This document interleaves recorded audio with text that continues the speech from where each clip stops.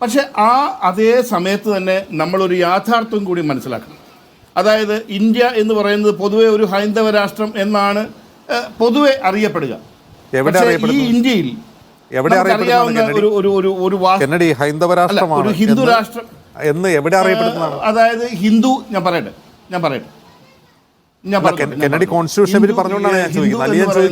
ഹിന്ദുയിസമാണ്.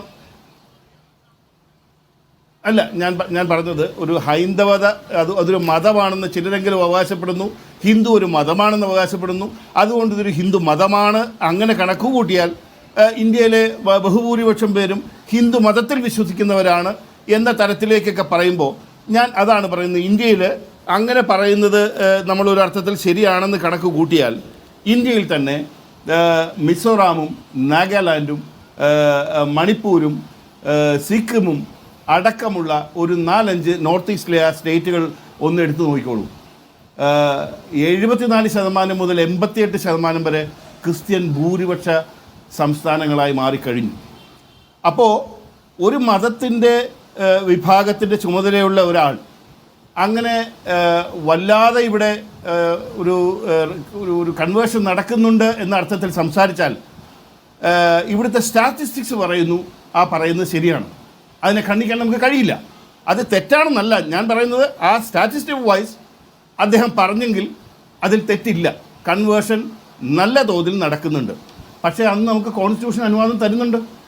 ഇനി ഈ ഖർവാപ്പസി എന്ന് ഉദ്ദേശിച്ചത് ഉണ്ടായിരുന്ന വീട്ടിലേക്ക് മടങ്ങി വരുന്നൊരു കാര്യമാണെങ്കിൽ അതിലും വൈരുദ്ധ്യമുണ്ട്. കാരണം ഈ ആദിവാസികൾ ഒരു ഹിന്ദു തത്വങ്ങളോ ഹിന്ദു ദൈവങ്ങളോ സോക്കോൾ അങ്ങനെയുള്ളവരുമായി ഒരു ബന്ധവുമില്ലാത്തവരാണ്.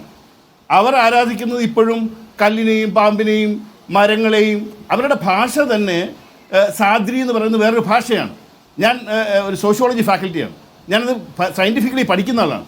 എനിക്കറിയാം. ഈ കഴിഞ്ഞ ദിവസം ഞാനുമായിട്ട് ബന്ധപ്പെട്ട ഒരു സ്ഥലത്ത് ഒരു ആദിവാസി ഒരു കുടുംബം താമസിക്കുന്നുണ്ട്. അപ്പോൾ അവരെന്നോട് പറഞ്ഞു എൻ്റെ അനിയനും ഭാര്യയും വരുന്നുണ്ട്. ഓക്കെ. അപ്പോൾ ഞാൻ അവർക്ക് ആധാർ കാർഡും ഒക്കെ ഉണ്ടല്ലോ. പിന്നെ എല്ലാ ഡീറ്റെയിലും അവരുടെ സ്വന്തം അനിയനും ഭാര്യയുമാണ്. വന്നപ്പോൾ ഞാൻ പേര് ചോദിച്ചപ്പം അയാളുടെ പേര് സഫിറുള്ള. ഞാൻ ഒന്നും മിണ്ടിയില്ല. ഭാര്യയുടെ പേര് ഫാഹിദ, ആദിവാസിയാണ്. അപ്പം ഞാൻ ഒന്നും മിണ്ടിയില്ല. കാരണം എനിക്ക് ഭയങ്കര ഒരു സംശയം. ക്രിസ്ത്യാനി പേരുകൾ കേട്ടിട്ടുണ്ട്, കൺവേർഷൻ നടക്കുന്നതായി കേട്ടിട്ടുണ്ട്. ഞാൻ ഈ തരത്തിലൊരു മുസ്ലിം കൺവേർഷൻ ഉള്ളതായി എനിക്ക് അറിയില്ലായിരുന്നു സത്യത്തിൽ. കുറച്ച് കഴിഞ്ഞിട്ട് ഞാൻ ഈ മറ്റേ ആദിവാസിയെ വിളിച്ച് ചോദിച്ചു പറഞ്ഞാൽ ഞങ്ങളുടെ അവിടുത്തെ ഒരു സ്ഥിതി എന്ന് പറയുന്നത് ക്രിസ്ത്യൻ താമസിക്കുന്ന മേഖലകളിലേക്ക് ഞങ്ങൾ ആദിവാസികളൊക്കെ ചെന്നാൽ അവിടെ പൊരുത്തപ്പെട്ട് പോകണമെങ്കിൽ ഞങ്ങൾ അവരുടെ പേരും ഒക്കെ സ്വീകരിച്ച് അവരുടെ രീതിയായിട്ടങ്ങ് പൊരുത്തപ്പെട്ട് പോകും. ഞങ്ങൾക്ക് അങ്ങനെ വലിയ മതവും ജാതിയും ഒന്നുമില്ല. മുസ്ലിങ്ങൾ കൂടുതൽ താമസിക്കുന്നത് ചിലപ്പോൾ ഞങ്ങൾ മുസ്ലിം ആവും. അത്രേ ഉള്ളൂ ഞങ്ങളുടെ ഒരു മതവിശ്വാസവും ഈ സംവിധാനമൊക്കെ. അല്ലാതെ അതിൻ്റെ അപ്പുറമുള്ളൊരു കഥയൊന്നും അതിനകത്തില്ല. ഇത്രയേ അതിനകത്തുള്ളൂ. ഈ ഖർവാപ്പസി എന്ന് പറയുന്നത് ഇപ്പോൾ സർസംഘചാലക്ക് അങ്ങനെ ഉദ്ദേശിച്ചെങ്കിൽ അതിന് അടിസ്ഥാനമില്ല. Because they are not at all belongs to Hindu. അങ്ങനെയും അവിടെ തെറ്റുപറ്റും. പിന്നെ CBSE പറഞ്ഞതിനകത്ത് എന്തെങ്കിലും ഒരു തെറ്റ് അതിനകത്ത് ചൂണ്ടിക്കാണിക്കാവുന്ന ഒരവസ്ഥ ഇപ്പോഴും ഇല്ല. കാരണം പൂർണ്ണമായും ശരിയായ ഒരു പോയിന്റിൽ നിന്നുകൊണ്ടാണ് CBSE സംസാരിച്ചിരിക്കുന്നത്. ക്രിസ്ത്യൻസിനെ ഏത് വിധത്തിൽ ദേശദ്രോഹികൾ എന്ന് പറയാൻ കഴിയും?